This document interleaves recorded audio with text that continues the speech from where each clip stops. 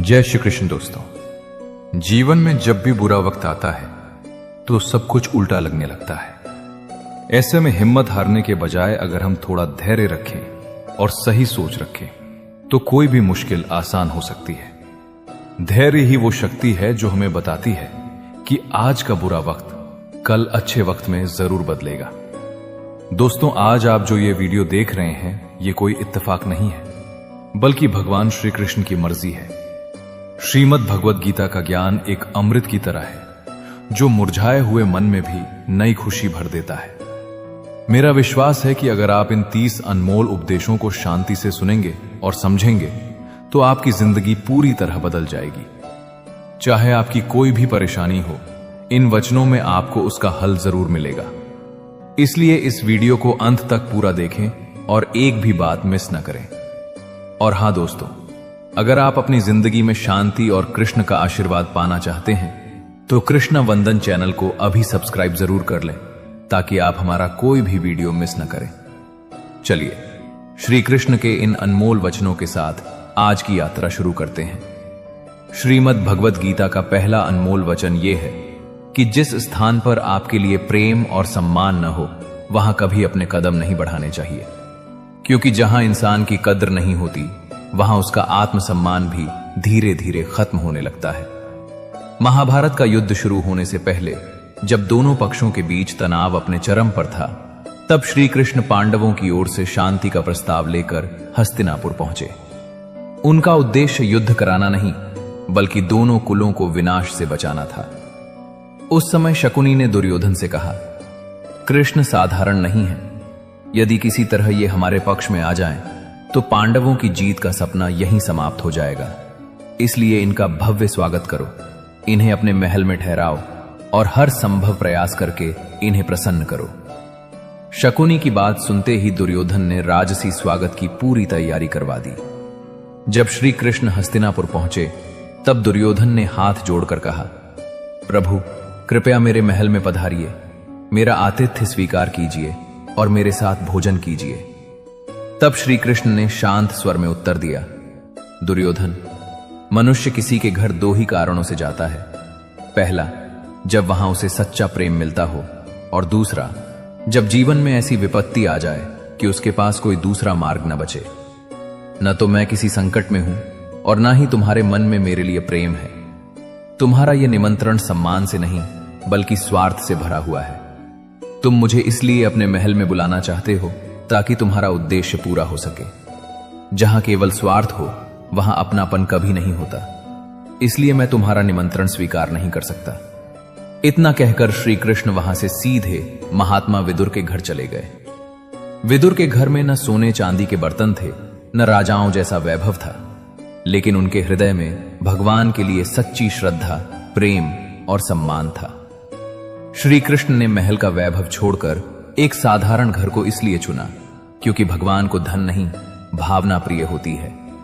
यही कारण है कि इतिहास आज भी विदुर के प्रेम को याद करता है, दुर्योधन के वैभव को नहीं। इसलिए श्री कृष्ण कहते हैं कि जीवन में कभी भी उन लोगों के पीछे मत भागो जो केवल अपना स्वार्थ पूरा होने तक तुम्हें याद करते हैं। हमेशा वहीं रहो जहां तुम्हारी उपस्थिति का सम्मान हो, तुम्हारी भावनाओं की कद्र हो और तुम्हें बिना किसी स्वार्थ के अपनाया जाए, क्योंकि जहां प्रेम और सम्मान नहीं होता वहां रुकने से मनुष्य को केवल अपमान और दुख ही मिलता है। अगर कृष्णा वंदन के विचार आपके मन को छू रहे हों तो चैनल को सब्सक्राइब करके हमारे साथ जुड़े रहें। तो चलिए अब आगे बढ़ते हैं। श्रीमद् भगवद गीता का दूसरा अनमोल वचन यह है कि जिस रिश्ते में मर्यादाएं समाप्त हो जाती हैं वहां अंत में केवल विनाश ही बचता है। संसार का कोई भी रिश्ता केवल प्रेम के सहारे नहीं चलता, बल्कि प्रेम के साथ सम्मान, विश्वास और मर्यादा का होना भी उतना ही आवश्यक है। जिस दिन कोई व्यक्ति रिश्तों की सीमाओं को पार करना शुरू कर देता है, उसी दिन उस रिश्ते की नींव कमजोर होने लगती है। चाहे सामने वाला आपसे बड़ा हो या छोटा, यदि वो बार बार आपकी भावनाओं का अपमान करता है, आपकी इज्जत नहीं करता और हर बात में अपनी मर्यादा भूल जाता है, तो ऐसा रिश्ता अधिक समय तक नहीं टिक सकता। महाभारत इसका सबसे बड़ा प्रमाण है। जब दुर्योधन ने अपने बड़ों की सलाह को महत्व देना छोड़ दिया गुरुजनों का सम्मान नहीं किया और द्रौपदी के अपमान जैसी अधर्मपूर्ण घटना को अपना अभिमान बना लिया, तभी कुरुवंश के विनाश का मार्ग तैयार हो गया। यदि उस समय रिश्तों की मर्यादा बचा ली जाती तो शायद महाभारत जैसा भयंकर युद्ध कभी नहीं होता।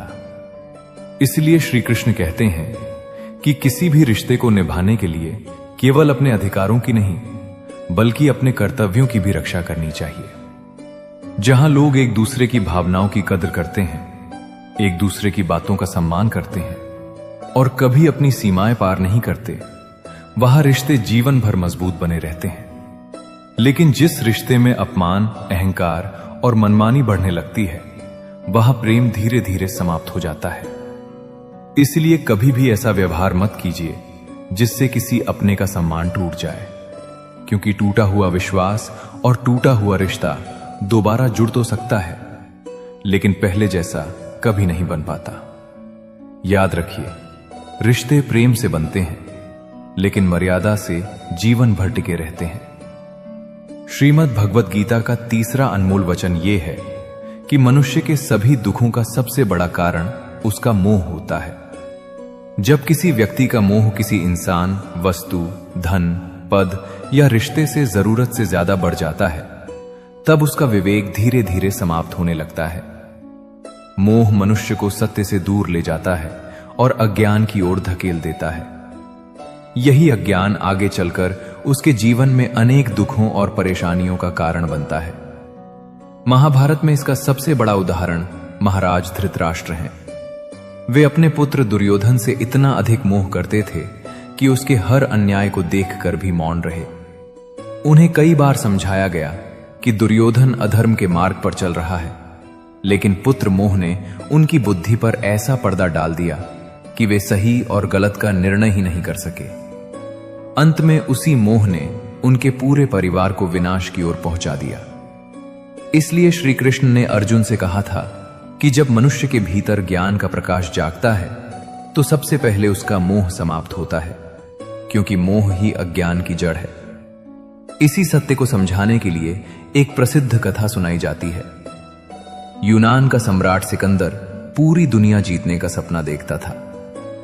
एक दिन उसकी मुलाकात एक नागा साधु से हुई। साधु ने मुस्कुराकर पूछा, मान लो तुम पूरी दुनिया जीत लोगे, फिर उसके बाद क्या करोगे?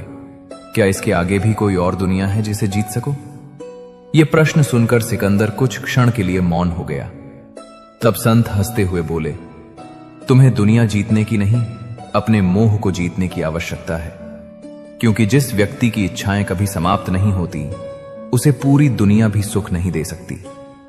मेरे पास कुछ भी नहीं है, फिर भी मैं आनंद में हूं, क्योंकि मैं किसी मोह का दास नहीं हूं। संत की बात सुनकर सिकंदर पहली बार अपने जीवन के बारे में सोचने लगा। उसे समझ आ गया कि यदि मन का मोह समाप्त नहीं हुआ तो सारी दुनिया जीत कर भी शांति नहीं मिलेगी। श्री कृष्ण कहते हैं कि मोह केवल धन का ही नहीं होता। कई लोगों को परिवार का मोह होता है, किसी को सफलता का, किसी को मान सम्मान का और किसी को सुख सुविधाओं का। लेकिन जहां मोह होता है वहां दुख भी अवश्य आता है। यदि मोह पूरा हो जाए तब भी उसे खोने का भय मनुष्य को सताता रहता है, और यदि मोह पूरा ना हो तो उसे पाने की बेचैनी कभी खत्म नहीं होती। इसलिए दोनों ही परिस्थितियों में मनुष्य दुखी रहता है। जो व्यक्ति अपने मोह को छोड़कर संतोष का मार्ग अपनाता है, वही सच्चे आनंद का अनुभव करता है। इसीलिए श्री कृष्ण कहते हैं कि जो कुछ ईश्वर ने आपको दिया है, पहले उसके लिए कृतज्ञ बनिए, क्योंकि अधिक पाने का मोह कभी समाप्त नहीं होता, लेकिन संतोष मनुष्य को वही सुख देता है जिसकी तलाश वो पूरी दुनिया में करता रहता है।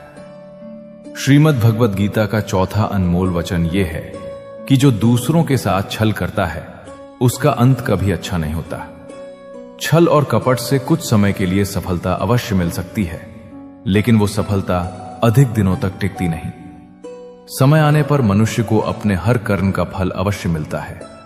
इसलिए श्री कृष्ण कहते हैं कि किसी को धोखा देकर आगे बढ़ने वाला व्यक्ति ये कभी ना सोचे कि वो बच जाएगा, क्योंकि कर्म कभी किसी का हिसाब भूलता नहीं है।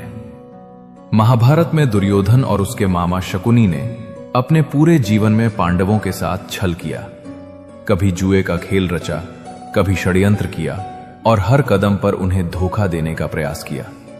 उन्होंने कभी धर्म और ईमानदारी का मार्ग नहीं चुना, बल्कि हमेशा कपट का सहारा लिया।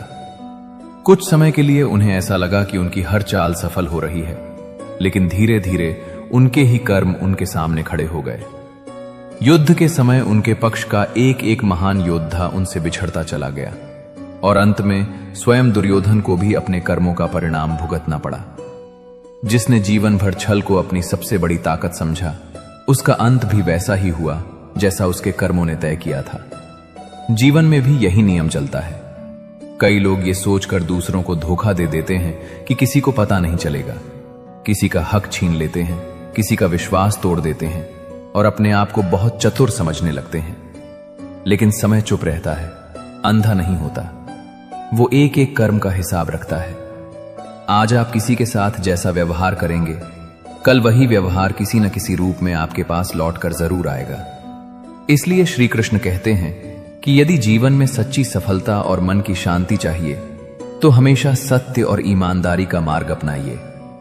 छल से मिली हुई जीत कुछ समय की होती है, लेकिन सच्चाई से मिली हुई जीत जीवन भर सम्मान दिलाती है। याद रखिए, कर्म की गति बहुत गहरी होती है।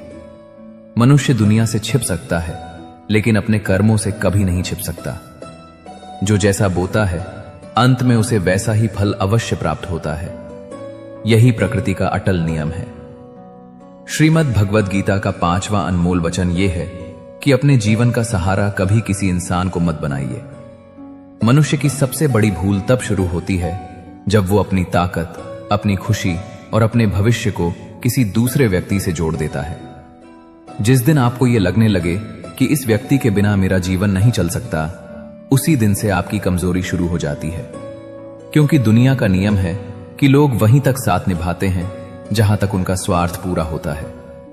जैसे ही सामने वाले को यह पता चल जाता है कि आप उसके बिना नहीं रह सकते, वो आपकी इसी मजबूरी का फायदा उठाना शुरू कर देता है। इसलिए श्री कृष्ण कहते हैं कि इस संसार में यदि किसी को अपना सहारा बनाना है तो केवल ईश्वर को बनाइए, क्योंकि इंसान का साथ परिस्थितियों के साथ बदल सकता है, लेकिन भगवान का साथ कभी नहीं बदलता। दुनिया के लोग स्वयं अपने जीवन का सहारा खोज रहे हैं, फिर वे आपका सहारा कैसे बन सकते हैं? जब भी जीवन में कठिन समय आता है, तब सच्ची श्रद्धा और विश्वास रखने वाले व्यक्ति की सहायता ईश्वर किसी न किसी रूप में अवश्य करते हैं। इसलिए लोगों से उम्मीदें कम रखिए और भगवान पर भरोसा अधिक रखिए। याद रखिए, मनुष्य का सबसे बड़ा सहारा उसका आत्मविश्वास और भगवान पर उसका विश्वास होता है। जो व्यक्ति हर समय दूसरों के सहारे जीना चाहता है, वो कभी मजबूत नहीं बन पाता। इसलिए अपने पैरों पर खड़ा होना सीखिए, अपने मन को मजबूत बनाइए और अपने जीवन की डोर किसी इंसान के हाथ में मत दीजिए। क्योंकि जब सहारा इंसान बनता है तो निराशा मिलने की संभावना रहती है, लेकिन जब सहारा ईश्वर बनते हैं तो रास्ते भले कठिन हो, मंजिल कभी दूर नहीं होती। श्रीमद् भगवद गीता का 6ठा अनमोल वचन यह है कि अपने मन को शांत रखना सीखिए, क्योंकि अशांत मन मनुष्य को कभी सुखी नहीं रहने देता। संसार में मिलने वाला सुख और दुख बाहर की परिस्थितियों से नहीं, बल्कि मन की अवस्था से पैदा होता है। जिस व्यक्ति का मन शांत होता है, वो कठिन से कठिन परिस्थिति में भी सही निर्णय ले लेता है, लेकिन जिसका मन अशांत रहता है, वो छोटी सी बात को भी बहुत बड़ी समस्या बना लेता है। इसलिए श्री कृष्ण कहते हैं कि अपने मन में व्यर्थ की शंकाओं को कभी स्थान मत दीजिए, क्योंकि एक छोटी सी शंका धीरे धीरे इतनी बड़ी गलतफहमी बन जाती है कि वो अच्छे भले रिश्तों को भी तोड़ देती है और मनुष्य का सुख चैन छीन लेती है। कई बार वास्तविक दुख से ज्यादा तकलीफ हमारी कल्पनाएं देती हैं। हम बिना सच जाने ही मन में ऐसी बातें बना लेते हैं जो बाद में केवल पछतावा छोड़ जाती हैं। इसलिए अपने मन को हर समय सकारात्मक और स्थिर रखने का प्रयास कीजिए। श्री कृष्ण कहते हैं कि जो मनुष्य अपने मन पर विजय प्राप्त कर लेता है, उसका मन ही उसका सबसे बड़ा मित्र बन जाता है। लेकिन जो अपने मन को नियंत्रित नहीं कर पाता, वही मन उसका सबसे बड़ा शत्रु बनकर उसे हर दिन दुख देता है। इसलिए क्रोध, भय, ईर्ष्या और शंका जैसी भावनाओं को अपने मन में अधिक समय तक मत रहने दीजिए। मन जितना शांत होगा, जीवन उतना ही सरल और आनंदमय होगा। याद रखिए।